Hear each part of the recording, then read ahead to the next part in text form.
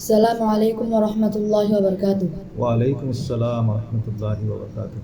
আমার প্রথম প্রশ্ন হলো, শিফা বা রোগ মুক্তির নিয়তে জমজমের পানি দিয়ে গোসল করা কি জায়েজ? জমজমের পানি হলো বরকতময় একটি পানি। এই পানির ব্যাপারে নবী করিম সাল্লাল্লাহু আলাইহি ওয়াসাল্লামের একটি হাদিস আছে, সেটা হলো জমজমের পানি পান করলে যে নিয়তে পান করা হয় আল্লাহ সেই নিয়ত পূরণ করেন। তো সেই হিসেবে আপনার পানের কথা যেহেতু এসেছে, সেজন্য শেফার জন্য পান করাই যথেষ্ট। কারণ কেউ যদি সেটাকে গোসল করে তাহলে সেটা অপচয়ের শামিল।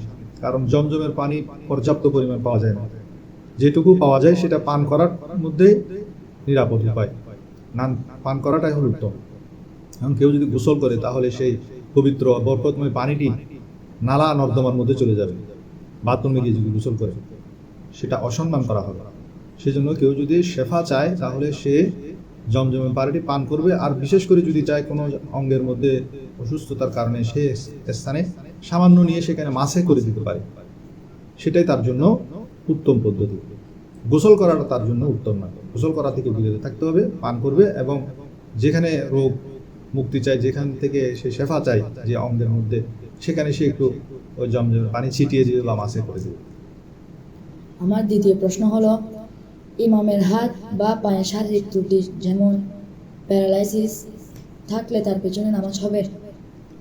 ইমামের হাত পায়ে ত্রুটি বা প্যারালাইসিস যদি হয়, সে যদি রুকু সিজদা ঠিক মতো করতে পারে এবং তার কেরাত যদি শুদ্ধ হয়, তার রুকু সিজদা করতে কষ্ট না হয়, তাহলে তার পিছনে নামাজ শুদ্ধ হবে। তবে এমন যদি হয় তার কেরাত শুদ্ধ হচ্ছে না, সে শুদ্ধ উচ্চারণ করতে পারছে না, অনেক সময় প্যারালাইসিস করলে তার উচ্চারণটা ঠিক হয় না, রুকু সিজদা ঠিক মতো করতে পারছে না, দীর্ঘক্ষণ রুকু থেকে সিজদায় যেতে বা সিজদা থেকে উঠতে দীর্ঘক্ষণ সময় কাটিয়ে ফেলছেন, এর কারণে মুসল্লি যদি কমে যাওয়ার সম্ভাবনা থাকে, মসজিদ থেকে মুসল্লি কমে যাচ্ছে, তখন সসম্মানে সেই ইমামকে পরিবর্তন করে অন্য ইমাম নিযুক্ত করা এটা জরুরি এবং ওই ইমামকে সরিয়ে দেওয়া জরুরি। আমার তৃতীয় প্রশ্ন হলো, বিয়ের পর শ্বশুর শাশুড়ির সেবা করা কি স্ত্রীর উপর ওয়াজিব? আমাদের সমাজে বা আমাদের দেশের মধ্যে একটা ওরফ বা প্রচলন আছে, হলো যে বিয়ের পরে স্ত্রীরা শ্বশুর শাশুড়ির খেদমত করে। তো সরাসরি খেদমত করাটা এটা ওয়াজিব না, তবে এই জন্য খেদমত করে যেটা আমাদের সমাজে আমাদের পরিবার সমূহে এটা প্রচলন আছে, সেজন্য খেদমত করে। আর খেদমত করার মাধ্যমে মূলত স্ত্রীরা পারিবারিক সৌন্দর্য বজায় রাখে এবং স্বামীর মন জয় করে। প্রত্যেক স্বামীরা চায় তাদের স্ত্রী তার মা বাবার সেবা করে।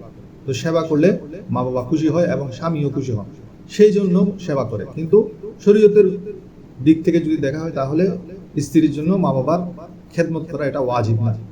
তবে এটা আপনি যদি আপনার শ্বশুর শাশুড়ির খেদমত করেন, তাহলে পরবর্তীতে যখন আপনার সন্তানকে বিয়ে করাবেন তখন আপনার সন্তানের বউ আপনার খেদমত করবে। এর প্রতিদান আপনি এভাবে আল্লাহ আপনাকে দিবেন এবং সমাজের পরিবার সমূহের মধ্যে সুন্দর একটা বন্ধন সৃষ্টি হবে।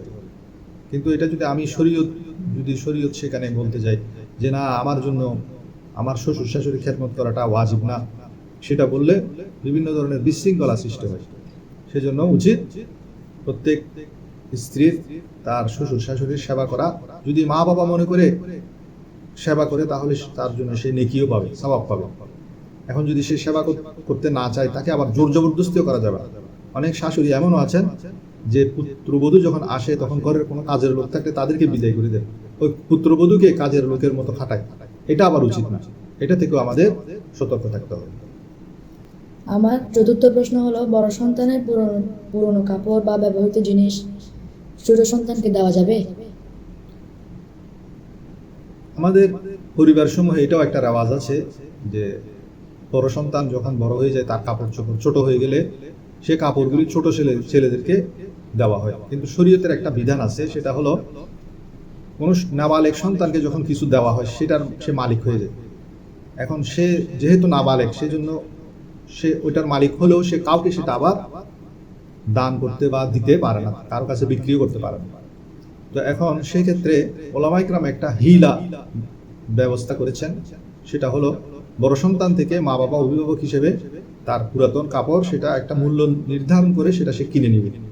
কিনে নিয়ে ওই কাপড়টা ছোট সন্তানকে দিয়ে দিবে, ছোট সন্তান ব্যবহার করবে।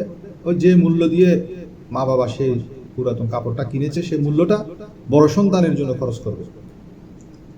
তবে যেহেতু আমাদের পরিবার সমূহে এটা প্রচলন হয়ে গেছে যে বড় সন্তানের কাপড় ছোট সন্তানকে দেয়া যায়, দেয়, এবং এটা অহরহ এই প্রচলনটা আছে, সেজন্য সেটার উপর এত কড়াকড়ি করতে ফুকাহা ইকরাম নিষেধ করেছে।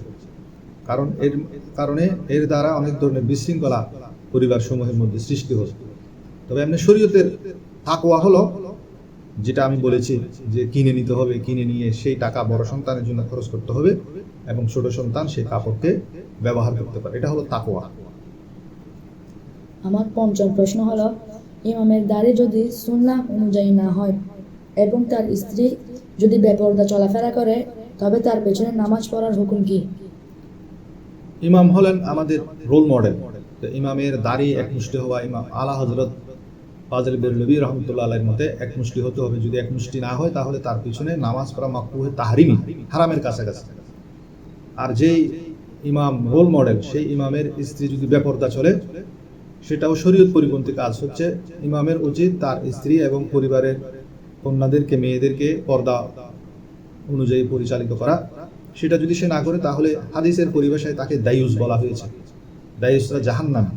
তো সেই জন্য ইমামের স্ত্রী যদি প্রকাশ্যে বেপরদা ঘোরাফেরা করে এবং ইমামের দাড়ি যদি এক মুষ্টির কম হয়, সে ছাঁটে এবং অনেকে শেভ করে ছাঁটে, ছোট করে এক মুষ্টি থেকে কম রাখে, তাহলে তার পিছনে নামাজ পড়া মাকরুহে তাহরিমি হবে।